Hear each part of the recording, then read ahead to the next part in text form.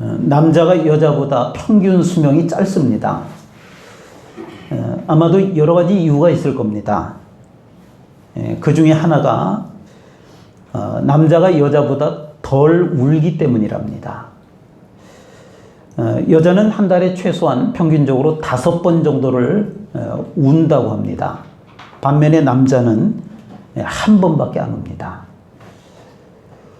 일반적으로 기뻐서 웃게 되면 우리 몸 안에는 엔돌핀이라고 하는 호르몬이 생성이 되면서 건강에 좋다라고 하는 것은 잘 알려져 있습니다.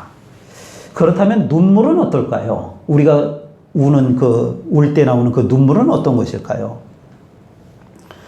미국의 보건과학센터의 연구 결과에 의하면 웃는 것과 마찬가지로 우는 것도 건강에 상당히 좋다고 합니다. 우는 것도 그냥 우는 것이 아니고 소리내서 눈물을 흘리면서 우는 것이 이 사람 건강에 상당히 좋다고 합니다.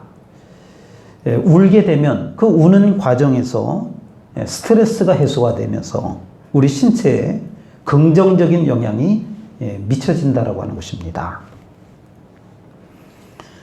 이슬람교에서는 장례가 나면 24시간 만에 매장을 합니다. 그것도 나중에 부활하라고 세워서 일자로 사람을 세워서 매장을 하는 풍습이 있습니다. 그러니까 24시간 만에 바로 묻어버린다라고 하는 것입니다. 그런데 우리나라는 장례를 통상적으로 사흘장, 3일장을 치르게 되는데 사실은 여기에서 우리 조상들의 지혜를 엿볼 수 있습니다. 그러니까 3일 안에 사람이 완전히 죽은 것이 아니라 살아날 수도 있고 그런 이유도 있고 또 하나가 뭐냐면은 3일 동안 시컷 울면서 헤어질 준비를 한다라고 하는 겁니다. 물론 우리나라는 예전에 장례를 치르고 나서도 그 곁에다 움막을 지어놓고 그 자식들이 또 몇 날 며칠을 울기도 하고 또 움막을 짓지 않더라도 한동안은 일정 기간은 애도의 기간이라고 해서 눈물을 흘리는 그런 일들이 있었습니다. 그러면서 이 이별을 또는 슬픔을 잘 승화하는 것입니다. 그러므로 슬픔을 잘 처리해야 건강하게 살 수 있다라고 하는 그런 원리가 바로 이 안에서도 나오는 것입니다. 우리가 역으로 생각을 해보면 눈물을 흘리지 못하게 되면, 그러니까 눈물을 흘리지 않고 참으려고 하게 되면 문제가 생길 수 있다라고 하는 말이 되기도 합니다. 통상적으로 내적 상처가 심한 사람은 눈물이 나오지 않습니다. 또 눈물을 흘리는 것을 창피하다라고 생각을 합니다. 그래서 꿋꿋이 참아내야 된다. 사내 대장부가 울어서야 되겠느냐? 그러면서 눈물을 참는 겁니다. 그래서 이를 악물고 눈물을 참는 것이 미덕이고 특별히 사나이들은 남자들은 그것이 옳다라고 생각하는 그런 생각이 있습니다. 신앙은 체험입니다. 깊은 신앙의 경지에 들어가려면 영적 체험이 있어야 되는데 대부분의 사람들이 이 영적 체험을 어떻게 하느냐 하면 보통 눈물과 함께 경험을 하게 된다라고 하는 것입니다. 주님의 십자가의 은혜, 우리의 죄를 속하여 주신 은혜, 그래서 영원히 죽을 수밖에 없는데 우리가 구원을 받았다라고 하는 이 은혜를 생각하며 우리가 눈물을 흘리게 되는 것입니다. 저는 지금까지 살아오면서 신앙생활을 해오면서 그런 눈물의 경험들을 종종 했던 것을 기억합니다. 어떨 때는 찬송 한 절이 저를 사로잡기도 합니다. 청년 시절 어느 날 저녁 시간에 교회에 들려서 그저 잠시 기도하려고 했습니다. 습관적으로 교회에 들려서 기도를 하곤 했습니다. 아무도 없는 예배당에 혼자 앉아서 기도를 시작했습니다. 기도를 하다가 문득 찬송 한 소절이 떠올랐습니다. 나도 모르게 입에서 그 찬송이 흥얼거려졌습니다. 내 주의 보혈은 정하고 정하다. 내 죄를 정케 하신 주 날 오라 하시네. 내가 주께로 지금 가오니 십자가의 보혈로 날 씻어 주소서.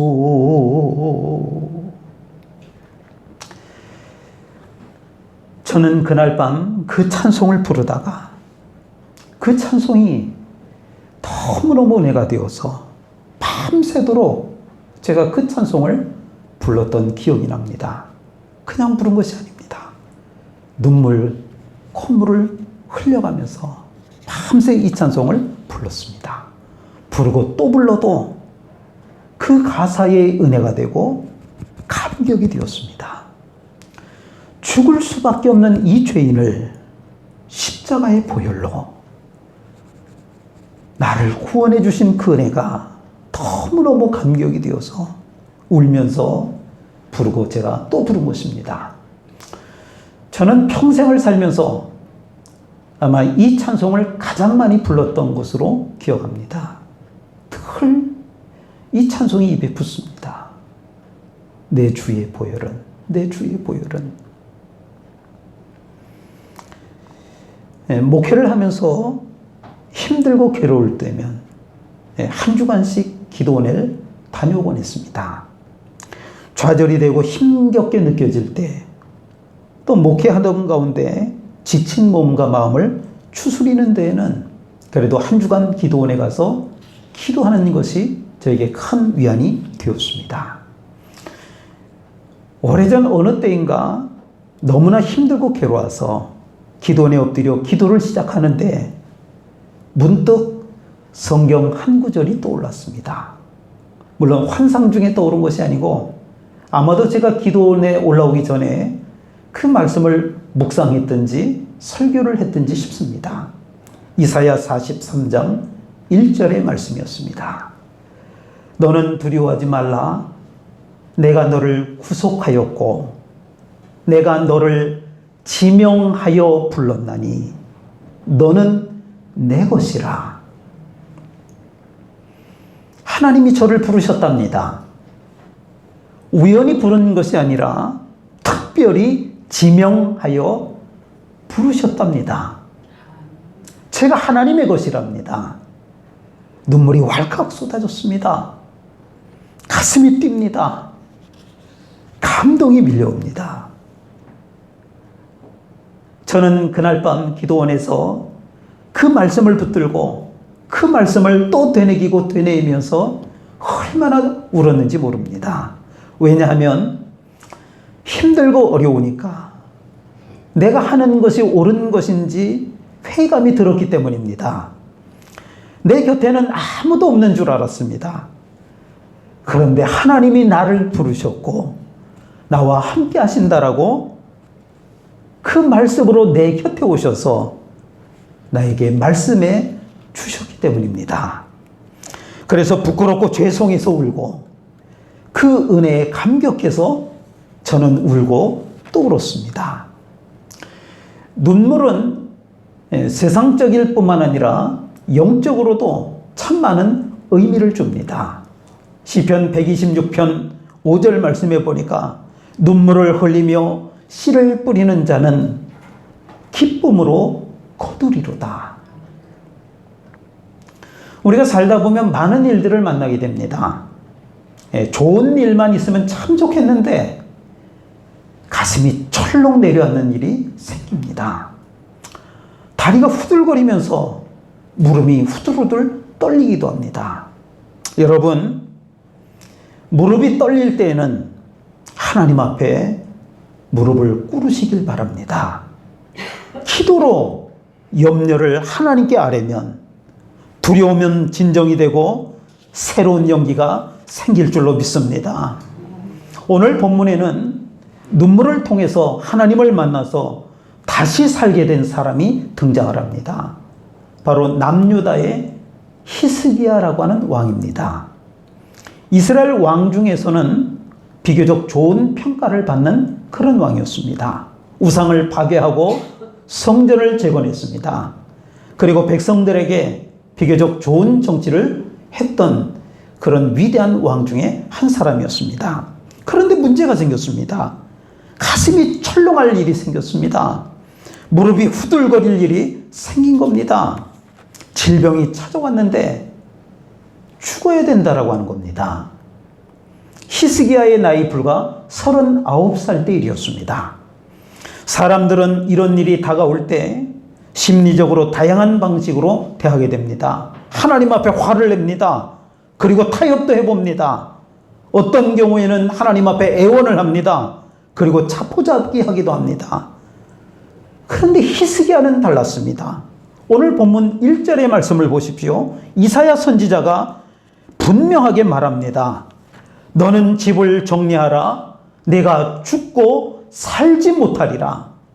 죽게 될 것이라고 하는 최후 통첩입니다. 왕에 올라서 지금까지 고생을 해서 이제야 나라가 안정이 되었습니다. 이제 왕자에 앉아서 좀 누려볼까 이런 생각을 하고 있었는데 자신에게 죽음이 임박했다라고 하는 겁니다. 살다 보면 사람은 누구에게나 예기치 못한 일이 생길 수 있습니다. 히스기야처럼 죽음에 직면하기도 합니다. 죽음 정도는 아니더라도 심각한 건강의 적신호로 인해서 가정에 큰 문제가 생기기도 합니다. 갑자기 찾아온 경제적인 위기로 인해서 당혹스러움을 경험하기도 합니다. 대인관계의 아픔이 나의 인생을 송두리째 흔들어 놓기도 합니다. 상대방의 아픈 말 한마디 때문에 인생의 절망을 경험하기도 합니다. 여러분들은 이럴 때 어떻게 하시겠습니까? 히스기야의 방법을 봅니다. 그가 택한 방법은 하나님 앞에 무릎을 꿇는 것이었습니다. 하나님 앞에 무릎을 꿇을 때 해결의 실마리가 보이는 줄로 믿으시기를 바랍니다. 야고보서 5장 13절에 보니까 너희 중에 고난 당하는 자가 있느냐? 그는 기도할 것이요. 여러분 힘드십니까? 기도하십시오. 기도를 쉬지 마십시오.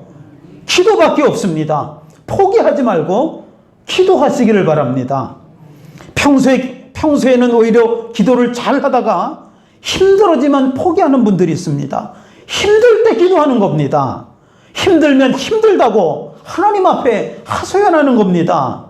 때로는 통곡하며 하나님께 매달리는 것입니다. 새벽에 한밤중에 때로는 금식하며 하나님께 매달려 보시기를 바랍니다. 하나님은 여러분들의 눈물의 기도를 결코 외면하지 않으실 것입니다. 어느 의사가, 믿음 있는 의사가 이렇게 말을 했다고 합니다. 제가 지금까지 발견한 가장 좋은 약은 기도입니다. 기도는 인간에게 알려진 어느 치료제보다도 더 인간의 마음을 진정시키고 우리의 영혼을 강하게 만듭니다. 기도는 정신적 건강, 육체적 건강에 좋은 처방이 될 수 있다라고 하는 믿음 있는 의사의 고백인 것입니다. 히스기야는 포기하거나 좌절하지 않았습니다. 오히려 하나님께 기도하기로 작정했습니다. 히스기야는 기도하기로 작정하면서 먼저 이런 자세를 취합니다. 2절의 말씀입니다. 열왕기하 20장 2절 말씀 같이 읽겠습니다. 시작.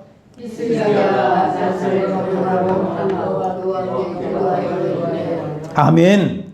얼굴을 벽으로 향합니다.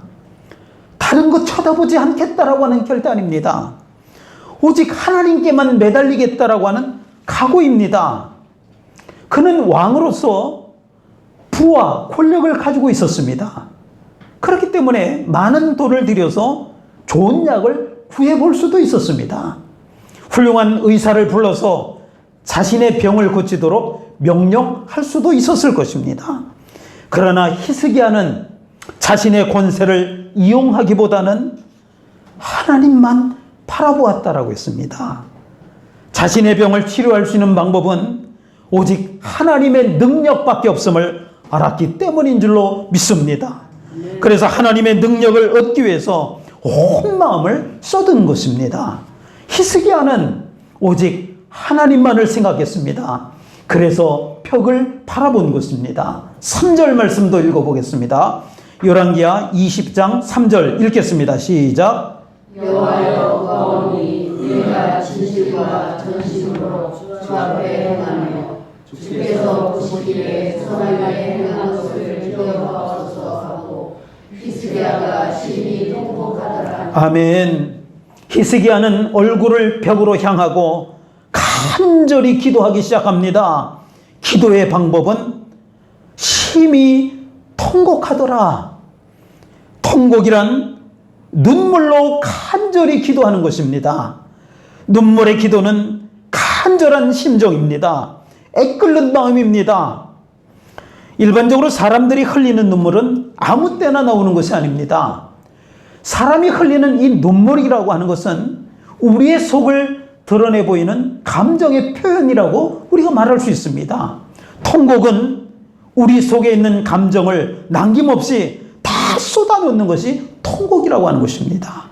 그래서 눈물은, 통곡은 감동과 공감을 차내는 것입니다. 5절 말씀도 읽어보겠습니다. 열왕기하 20장 5절입니다. 읽겠습니다. 시작. 너는 돌아가서 그의 세상의 주정자 히스기야에게 이르기를 왕의 조상 다윗의 하나님 여호와의 말씀이 내가 내 기도를 들었고 내 눈물을 보았노라. 아멘. 하나님께서 우리에게 원하시는 기도는 눈물의 기도입니다. 내가 내 기도를 들었고 내 눈물을 보았노라. 히스기야의 눈물의 기도를 보셨습니다. 그래서 그의 생명을 15년간 연장시켜 주셨다고 했습니다. 기도의 행위가 너무나 중요하기 때문에 기도의 눈물과 기도의 땀을 귀중히 보시고 유심히 보신다라고 하는 사실을 기억하시기를 바랍니다. 습기가 없으면 식물은 말라 죽고 생물이 살 수가 없습니다. 우리 교회 안에도 3가지의 습기가 있어야 한다고 합니다. 첫째는 기도의 눈물이라고 하는 습기입니다. 두 번째는 수고의 땀방울이라고 하는 습기입니다. 세 번째는 헌신의 핏방울이라고 하는 습기입니다. 피와 땀과 눈물이 있어야 교회가 성장하고 생명력이 있게 되는 것입니다. 그 중에서도 눈물의 기도가 있어야 하는 것입니다. 우리 속에 있는 모든 감정을 드러내 보이기 때문인 것입니다. 하나님께서는 우리의 눈물의 기도를 원하십니다. 히스기야 왕이 죽게 되었을 때 눈물로 기도했던 것처럼 여러분도 기도를 통해서 하나님 앞에 가까이 나가시기를 바랍니다. 기도를 통해서 어려움을 극복하시기를 바랍니다. 기도를 통해서 하나님 앞에 영광을 돌리는 올바른 신앙과 믿음을 가지시기를 주님의 이름으로 축원을 드립니다. 사무엘상 1장에 보면 한나라고 하는 한 여인이 등장을 합니다. 그녀에게는 자식이 없었습니다. 자식이 없는 것이 문제가 아닙니다. 자식이 없으므로 무시를 당했다라고 하는 그런 상황입니다. 그래서 자식을 낳게 해달라고 날마다 성전에 엎드려 기도합니다. 기도를 하더라도 적당히 한 것이 아닙니다. 묵묵히 앉아서 시간만 보낸 것이 아닙니다. 간절히 기도했습니다. 가슴을 치며 소리를 질렀습니다. 하나님, 저에게 자식을 주십시오. 거기다가 통곡까지 하면서 하나님 앞에 부르짖어 기도했습니다. 한나가 얼마나 열심히 기도했는지 제사장이 볼 때는 술 취한 여자가 성전에 들어와서 술주정하는 것처럼 보였다라고 했습니다. 하나님은 한나의 기도를 들으셨습니다. 한나의 눈물의 기도를 보셨습니다. 그래서 그녀의 기도에 응답하셨습니다. 그래서 태어난 아들이 바로 그 유명한 사무엘이라고 하는 아들이었습니다. 사무엘하 12장은 다윗이라고 하는 이스라엘의 위대한 왕의 이야기가 나옵니다. 그런데 그곳의 이야기는 위대한 왕의 이야기가 아니고 남의 아내를 범하는 그런 죄를 저지른 그런 상황이 나옵니다. 죄라고 하는 것은 한 번 짓기 시작하면 발전하게 되고 더 깊은 죄를 짓도록 우리를 유도합니다. 한 번 보면 남의 아내를 차지하겠다라고 하는 욕심이 생긴 겁니다. 그 여자는 다윗이 가장 아끼는 부하 장수의 아내였습니다. 그 여자를 차지하기 위해서 일부러 그 부하 장수를 전쟁터에서 죽게 만들었습니다. 다윗 왕은 그의 신앙의 인격으로 봐서는 분명 그럴 사람은 아닙니다. 그러나 어찌할 수 없는 인간의 죄성이 그 위대한 다윗을, 신앙의 사람 다윗을 넘어지게 했다라고 하는 것입니다. 다윗은 괴로웠습니다. 죄책감에 사로잡혀 있었습니다. 바로 그때 나단 선지자가 다윗 왕 앞에 섭니다. 그리고 다윗의 죄를 지적합니다. 우리가 어떻게 생각해 보면 왕권을 다스리는 그런 시대였기 때문에, 왕이 곧 법이었기 때문에 왕으로서 뭐 그런 정도의 일은 충분히 해결할 수 있는 그런 상황이었습니다. 아니 감히 왕 앞에서 무례하게 네가 선지자라고 해도 그럴 수가 있어? 그러면서 그 나단 선지자의 입을 틀어막고 아마 벌할 수도 있는 그런 상황이었을 겁니다. 그러나 그러한 지적을 받은 다윗은 무너져 내렸습니다. 그리고 그 즉시로 침상에 들어가서 자신이 저질렀던 간음과 살인죄를 괴로워합니다. 그리고 밤새도록 자신의 잘못을 회개하며 통곡했다라고 했습니다. 얼마나 통곡하며 울었는지 자신의 벽에가 눈물로 흠뻑 젖게 되었습니다. 그리고 다시는 같은 죄를 범하지 않았다라고 하는 것입니다. 오늘 본문의 주인공 히스기야도 눈물의 기도를 드립니다. 자신의 병이 낫게 해달라고 왕의 체면과 위신을 버리고 하나님 앞에 무릎을 꿇고 통곡하며 간절히 하나님 앞에 기도합니다. 여러분, 울며 기도하는 사람에게는 한 가지 공통점이 있습니다. 모두 응답을 받았다라고 하는 것입니다. 내가 내 기도를 들었고 내 눈물을 보았노라. 하나님께서는 그들의 눈물을 보았고 그들의 기도를 들으셨습니다. 히스기야도 응답을 받았습니다. 내가 너를 낫게 하리니 내가 내 날에 15년을 더할 것이며, 눈물의 기도는 반드시 응답하십니다. 눈물은 어찌할 수 없을 때 흘리는 것입니다. 내 힘으로 되지 않을 때 간절히 도움을 요청하는 수단이 바로 눈물이라고 하는 것입니다. 내가 연약하다라고 하는 고백이 눈물인 것입니다. 가장 겸손한 사람은 기도하는 사람입니다. 그 중에서도 눈물로 기도하는 사람입니다. 하나님은 우리의 기도를 들으십니다. 특별히 눈물의 기도를 보십니다. 성도 여러분, 기도해야 되는데 쉬고 있는 분 계십니까? 다급한 문제로 하나님 앞에 통곡해야 하는데 멍하니 넋놓고 계신 분 계십니까? 경제적인 문제 때문에, 자녀 문제 때문에, 건강의 문제 때문에 하나님 앞에 통곡할 일이 있는데 통곡하지 못하는 분 계십니까? 하나님 앞에 나오시길 바랍니다. 후들거리는 무릎을 버티지 말고 꿇으시기를 바랍니다. 다 내려놓고 통곡하며 기도하시기를 바랍니다. 하나님은 우리의 기도를 들으십니다. 우리의 눈물을 보십니다. 기도하겠습니다. 하나님 아버지, 경제적인 문제로 인하여, 자녀들의 문제로 인하여, 건강의 문제로 인하여 통곡하며 기도할 때 우리의 기도를 들으시는 하나님, 우리의 눈물을 보시는 하나님, 우리에게 응답하여 주실 줄 믿습니다. 눈물로 하나님 앞에 기도하는 저희들이 되게 하여 주옵소서. 감사드리며 예수님의 이름으로 기도하옵나이다. 아멘.